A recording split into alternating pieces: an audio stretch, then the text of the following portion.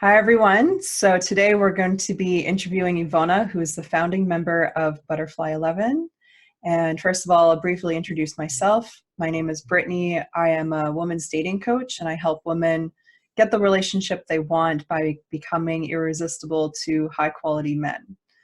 So Iwona and I actually met through the same coaching school, and last year we hosted meetups and workshops to help people empower themselves in their lives, and we had a ton of fun doing it. So Iwona, tell me a little bit about you and Butterfly11.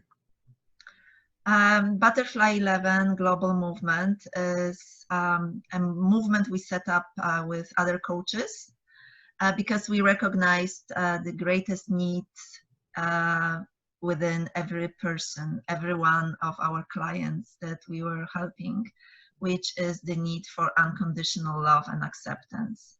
So every problem that we saw, whether relationship problem, weight problem, professional problem, when we dig deep, there is a root to this problem, which is I'm not good enough. There's some form of manifestation of I'm not good enough.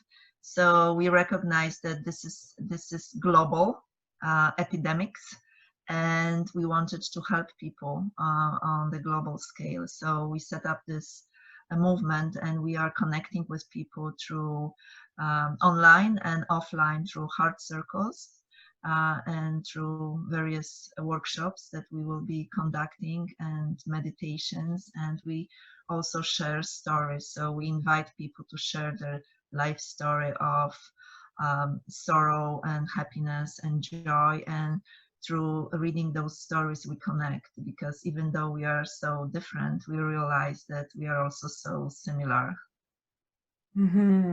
Totally. Wow. Yeah, I'm so inspired with what you guys are doing with Butterfly11, and I've attended a couple heart circles myself, and I've experienced the power in them. And I've literally just been emotionally moved by the power of unconditional love and acceptance inside of them. So yeah, it's amazing what you're doing. I can vouch for that because I've experienced it. Thank you. So what happens during the heart circle? It's really difficult to explain because it has to be felt. There's some things that are intellectual, and we function most of our time from our mind, and we forget about our hearts. We forget about feeling. We guard ourselves. We build those walls around our hearts. So when we connect through the heart circle, through Zoom, online or in person, we create a safe space when we empty the contents of our heart. And everybody in the circle gives us the most precious gift, which is unconditional acceptance and listening, full listening, no opinion, nothing, no, there's no feedback. It's just listening. And we never experience it, because if we even when we have a conversation online, it's always my opinion versus your opinion. There's a posting, and then there's 10 comments of what other people are thinking. But in the space of the heart circle, there's nobody else opinion. It's just you standing and connecting with yourself in this moment, and connecting with other people in this moment. And it's really precious. It's like a sanctuary where you can be yourself, with yourself and with others, without pretending to be somebody else. Yeah, and just having that space to express yourself without having someone thinking of what should they say next, instead of actually just listening to you and being there for you and holding that space. It's so powerful. Yeah, it's amazing. So you shared an inspirational story with me the other day about how you met your husband. And I would love to go into that and hear that again, and have you share that with our listeners. Okay. That was 35 years ago. It seems like like ages ago, but also like if it was yesterday.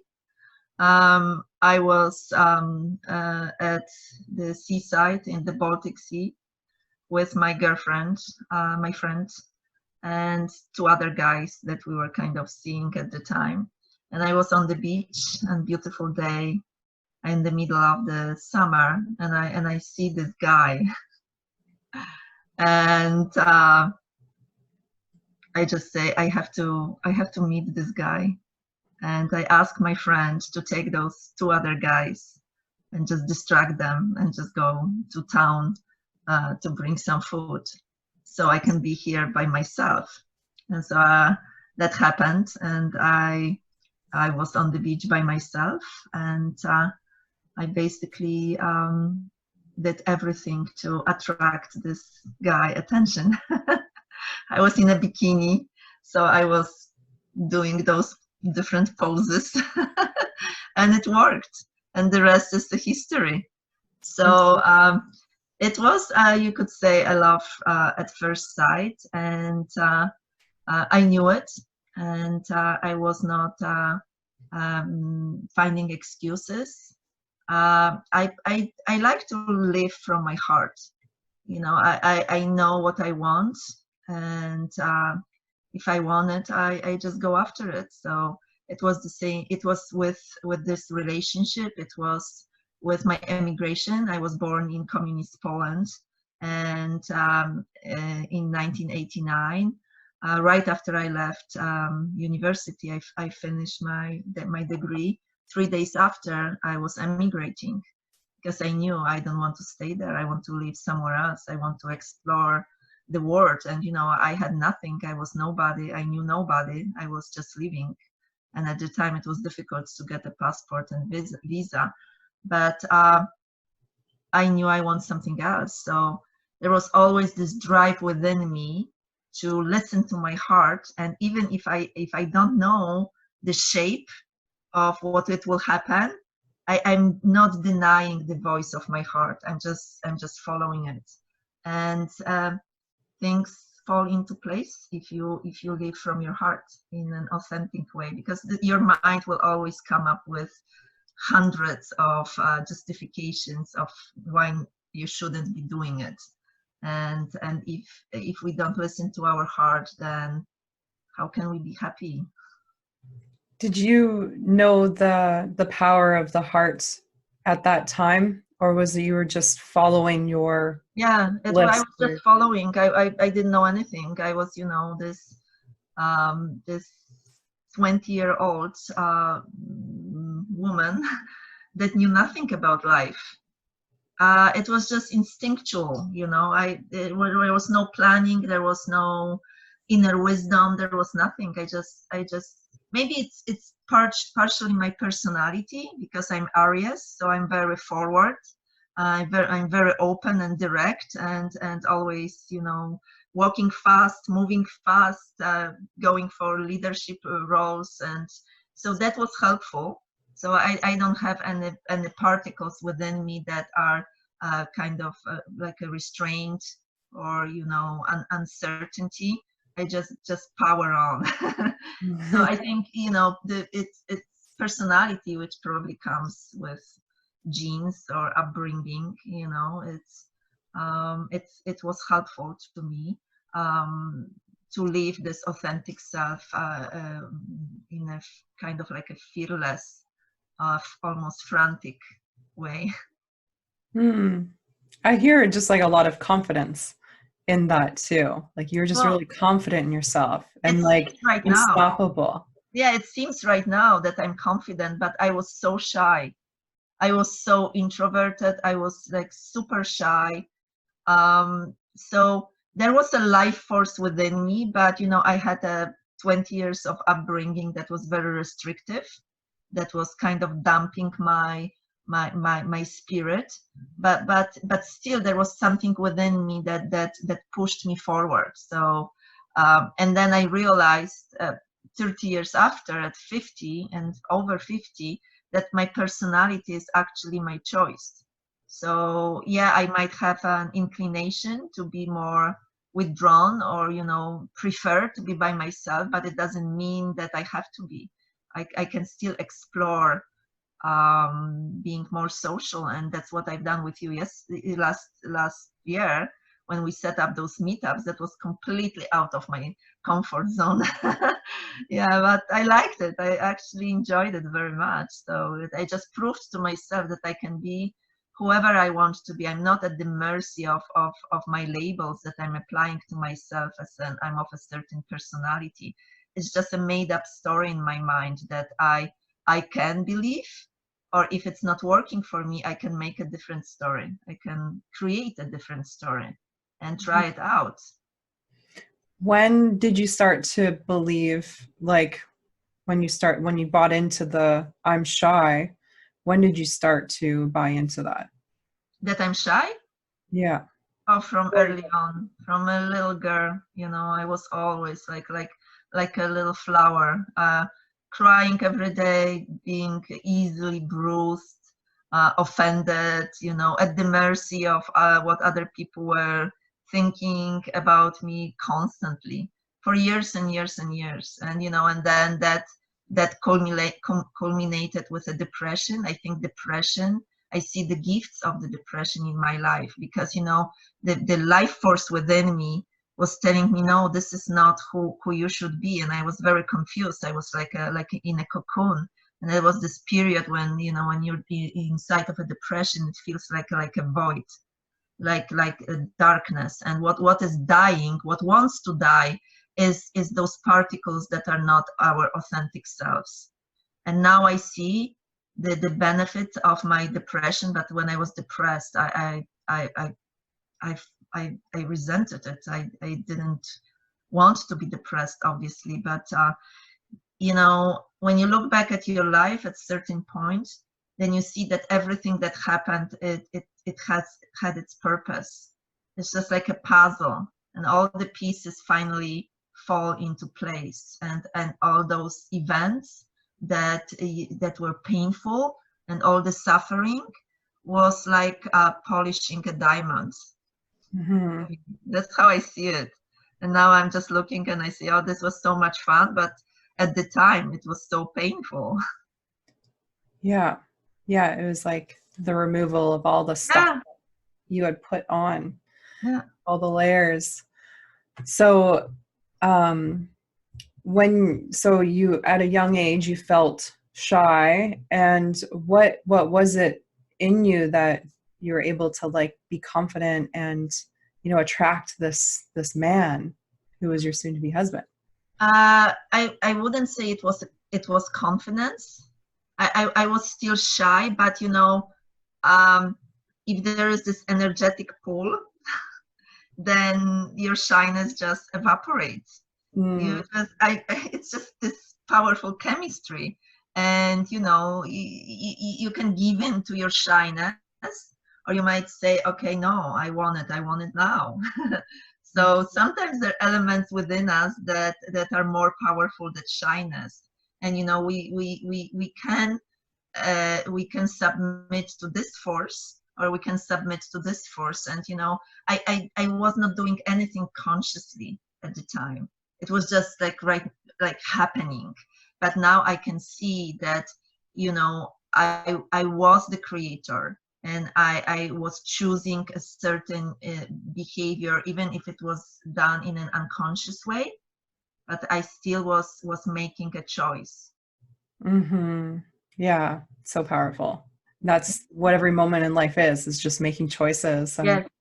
And Yes. until we realize that we are like victims to what we think we have to do, or who we are by labeling ourselves as shy or introverted or extroverted, whatever that is. But it's all really just a choice. Yeah, I think we live too much out of our mind. I see our mind could be our greatest friend and the greatest enemy. We have, our mind is distorted by all the programming from our past, so it's not authentic. Those thoughts, the beliefs, everything that we have in our mind, which is I shouldn't, I should, I can't, I mustn't, I must. All of this are the deposits of our past. It's not us. We think it's us. And so when we rely on logic, when we rely on our mind, we are relying on the past programming, on the software that was installed by other people. Mm-hmm. So if we come to the realization that the software is no longer serving us, we can, practice awareness, mindfulness, and find out and decide, actually, not find out, and decide what kind of a belief would serve us better. For example, there's one belief that it's very destructive to any relationship, is that this other person should make me happy. I think this is one of the greatest killers of a relationship, to make other person responsible for your own happiness. And we are conditioned to believe this because, from early on, we are little children playing in a sandbox, and we're being told, don't take his toy because look at him, you made him so unhappy, you made him sad, or you make mommy so happy if you help out in the kitchen. So we get this programmed in our mind that we have the ability to affect other people's feelings, and other feelings have the ability to affect our own feelings. But it's so much more powerful to say, I'm the only one that can affect my feelings. I can choose my feelings on purpose. And this is the moment of freedom. It takes time, it takes lots of suffering to to learn the lesson. So true. I know that belief that others can change our feelings or affect our feelings is a huge destroyer of relationships. And Yeah. I've myself have destroyed many relationships with that belief in the past, for sure. As soon as I'm annoyed or whatever, I'm like, okay, we're done. Like, I don't want this anymore. Yeah. Oh, this is another belief, that we should be happy all the time. This is another irrational and very toxic belief, that we should be happy all the time. If we assume that we should be happy 50% of the time, and 50% of the time we would be uncomfortable or annoyed or stressed, and this is normal, then we would not expect perfection from our relationship. Because if we expect perfection from another person, then we are loving this person conditionally. And if we love somebody conditionally, then we do not deserve being loved unconditionally. So to be deserving of unconditional love, we have to learn another person unconditionally. And then we get this from life. Whatever we put out into life by the power of our belief system will attract back. So sometimes you need to get this lesson after lesson after lesson after lesson. They say you have to kiss so many frogs, but actually you are the frog. You are the frog. Yeah. And you need to, become a princess from the frog when you discover that, you are worthy. You are full and complete. You don't need to change. You don't need anybody to enhance you or to complete you or to fulfill some lacks within you or make you feel happy, because you are that. And then you go to the relationship with the power of giving, and you can attract an individual on a different caliber than a person that's needy. If you're needy, you will attract a needy person. Yeah, totally. And if you're not accepting of that neediness, then you're going to want to reject them. And be like, you're too needy. Yeah. So we can only get in life who we are inside, because we project our identity into life. So we always create those events, we create those people by the power of our belief system. We see what we want to see, basically. Exactly. So if we want to change, that's when coaching becomes really helpful, because when we look at ourselves, we see ourselves through our impure mind, through our conditioned mind. So the tool that we are using to observe our life and assess, evaluate our life is distorted. We can't see ourselves clearly. So when I had many coaches in my life, when we work with a coach, he will call us on our bullshit. Absolutely. Yeah, he'll pin us, or she, and you know, and we can't run away, and we have to face our mind. We have to look at our mind and see what a troublemaker it is. Yeah, and gain our control back on it, so it's not Yeah. controlling us. But what you said about, you know, us not being able to have that unconditional love, or, you know, being around other people or having a relationship until we've got to this place, like, is that totally true, or can we grow together, and can we be in relationship and support each other to that unconditional love? Absolutely, you know, and there unfortunately no recipes to do it in a masterful way. There is lots of learning, there is lots of tension, there is lots of pain and suffering together. There are two strangers getting together with two separate minds, two separate belief systems, two separate needs and expectations, getting together and trying to create this relationship. And it's not easy. So I can't tell you about 3 steps to a healthy or happy relationship. And anybody that comes up with a book and says five steps to a happy, healthy relationship, it's full of error. Because it's so complex, you know. We are like we are such a complex living beings with carrying this past of ours that is distorting our perception through our memories and through our hurts that are sitting deep into our subconscious. So that's why the quick fix recipe does not work. There has to be lots of self-compassion, self-love, forgiveness, and patience, and you know, and being comfortable with discomfort, because there is lots of discomfort in a relationship, and people, you know, are unpredictable. As little expectations you have, the less the better. The values have to be in congruence. See, if my value is trust and honesty, and the other person does not agree with this value, it won't work. Mm-hmm. So I will never, you know, I would never violate my values. I'm very strong. I know what they are, and they have to be met. But I had to basically erase my expectations down to zero. I had to come to terms that my husband will not accompany me to opera, or you know, to some music performance, because he's a soccer guy. That's what he likes.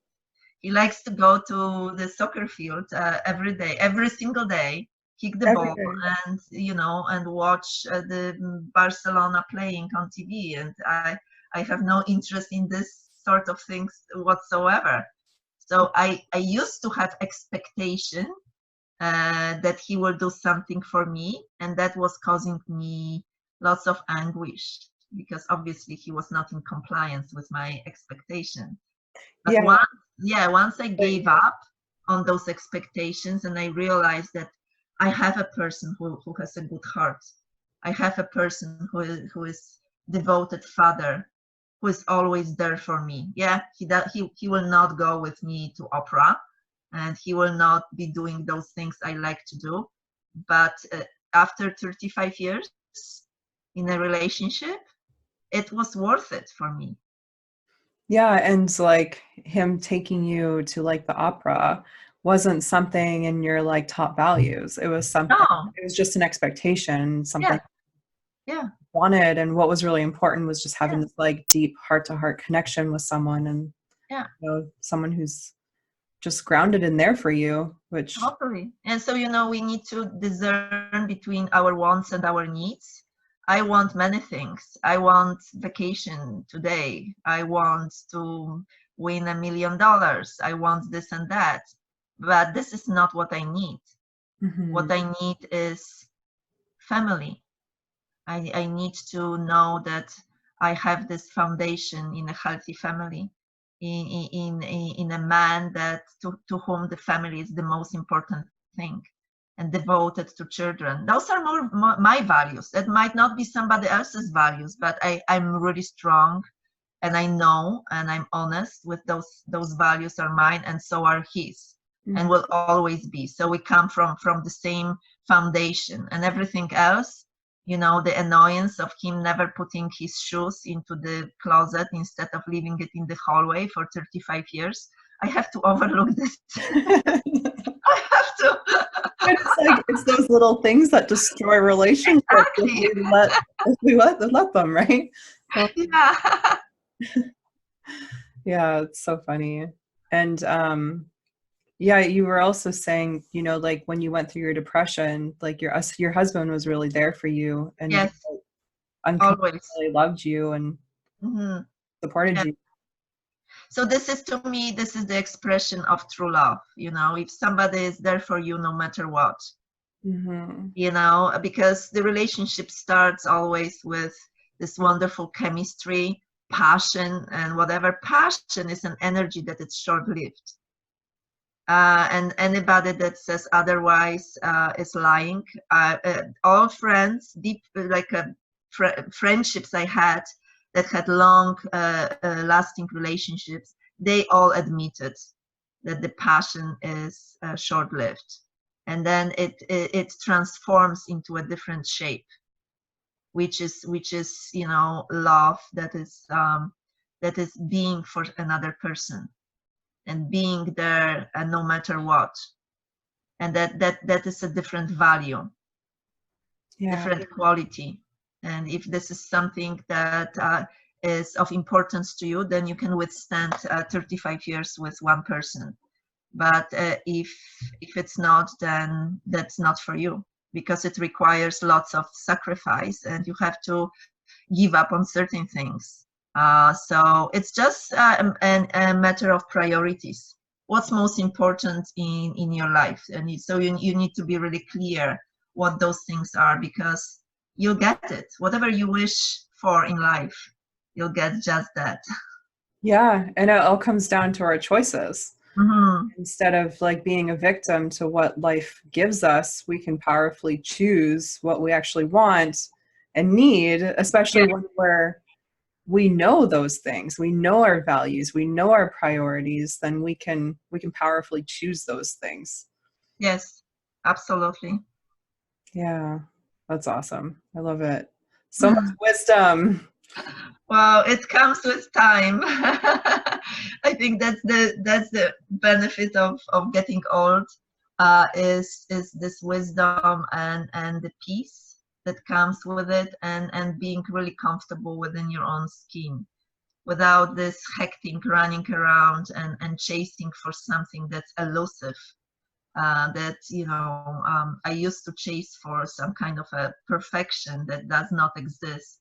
The moment I realized that I am a whole, complete, and 100% worthy by the virtue of being born, and I don't need anybody to verify it or complete me, then that was the freedom of my, you know, attachment to some kind of a result or accomplishment or a purpose or a vision. I can just relax every day in every moment and just be content with my life. Yeah, it's so powerful. I myself struggled with this whole purpose thing. I remember a few years ago, I would be like, what's my purpose? And I was like obsessed with it. Like, why am I here? I need to find my calling, my purpose. And then it was like, I just needed to follow my bliss and actually do what I enjoy and choose things that I like doing. It's not so much about like, I was put here for a reason. It was like, maybe just that reason is to just enjoy life. Yes, and you know, and trying to find a reason or purpose for life, it's offensive to life itself. Life itself is of such a magnitude and importance and seriousness and awe. It doesn't need to be enhanced by any purposes. It just have to be expressed in as most beautiful way as possible. And it doesn't have to be in a profound purpose. It can be mundane. It can be, you know, the life is in itself is purpose. You know, there's this story, if you study yoga meditation, about 24 gurus of Dattatreya, and it's about the gurus are the sky and the rain and, you know, an animal or a plant, and none of them have purpose. When you think about it, none of them, they just express the beauty of existence to the world. And when you relinquish this tension of trying to find something, then you discover you're it. The search ends. Yeah. You're it right now.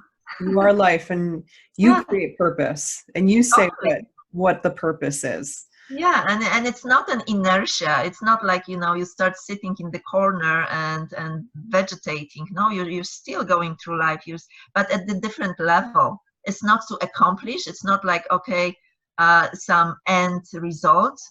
It's just your living becomes the end in itself. And yeah, and it removes the stress of trying to get a validation through some kind of a purpose or you know, of other people to enhance you. Yeah, it's the journey, not the destination. Exactly. It's about enjoying the journey. That's what's being said, but you know, it's this personal improvement is just the name, personal improvement industry. You know, all those gurus, experts that are helping you discover yourself. What's there to discover? You're it.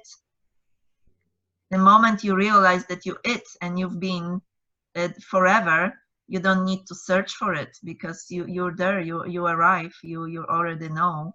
And what is there to improve? You're like a, you know, this improvement. It seems to me like some kind of a torn piece of clothing that needs to be mended together. improved, you know. Yeah. No, Then we all just need to become more naked, basically. yeah, it's just like a rose unfolding. We need to unfold into the beauty of our life and just show our gifts to others, which we all have, and you know, just become grounded in who we are, and stop chasing. Just let life force to channel us and put us forward. Yeah, I like that. That's awesome. So to wrap up, if you could give one piece of advice to all the women out there, what would that be? I would say, if the moment you catch yourself putting anything besides I am, pause, because everything outside of I am is a noise. You don't need anything. You are it. You're whole, complete, and 100% worthy, and there is nothing you can do to increase your worthiness. Just dwell in it and feel the energy of your heart that's beating there for you all day long, all night long, with no conditions. It's so powerful, and I think every woman out there can't hear that message enough. Oh yeah. Constantly be reminded of this. Yes, you know, that's why it's called spiritual awakening. It's not a process. It doesn't take years. The moment you get it, like if I could wave a magic wand and say abracadabra, you're it. That's it. That's all you need. You don't need to read books about it. You don't need to follow teachers about it, because it's inside of you, and it has always been, and it will always be. You just don't notice it. Mm-hmm. because of the mind. The mind is the troublemaker. The mind is the polluted tool through which we are experiencing ourselves. But if we drop down into our heart and we experience our existence from our heart, that's more authentic. Yeah. Yeah. And like this idea that enlightenment just comes one day is totally irrational, because we experience enlightenment in moment to moment. It's Yeah. not like one day we wake up and we're enlightened. Mm-hmm. We are already enlightened. We're just Yeah. covering that light, and we just need to Yes. let that stuff go, connect to our heart, Yeah. quiet the mind, and Yes. you're there. And it's Yeah, I look at this, it's not like we need to add anything to our life in order to be enlightened or realize who we are, rather. We don't need to go to India. We don't need another guru or another book. All we need to do is to take the veil of ignorance from our being, to lift the veil that it's covering who we are. So it's not addition.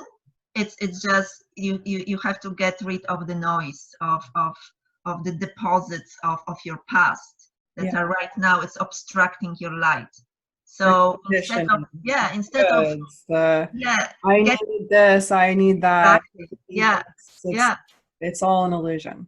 we're so afraid of being by ourselves, of sitting in silence, of going for a walk in silence and just being there by yourself. We don't do it often enough, and we always are seeking for another recipe from outside. But this is a search that can go on forever. Totally. Yeah, I agree. It's a never-ending journey when Yeah. you're looking outside. Definitely. So it's a great place to wrap up. And Mhm. so how can people find you? They can go to Butterfly11 Facebook page, or they can go to my personal page, Iwona Roslonek, and friend me. I also have another page, Intensive Lifestyle Change, where I'm helping professional women lose weight through their heart connection, not through a diet, but connection with their heart, with their authentic self. So yes, I invite you to connect with me and just have a conversation about how you can lift the veil of unawareness. Awesome. Awesome. Thank you so much. Yeah, make sure you go check out Iwona. She's amazing, as you can see. And thank you all for watching. Thank you, Iwona, for your time and for your vulnerable sharing with us and all your wisdom. Really appreciate it. Thank you for having me. Awesome. Thank you. Okay, bye-bye. Bye.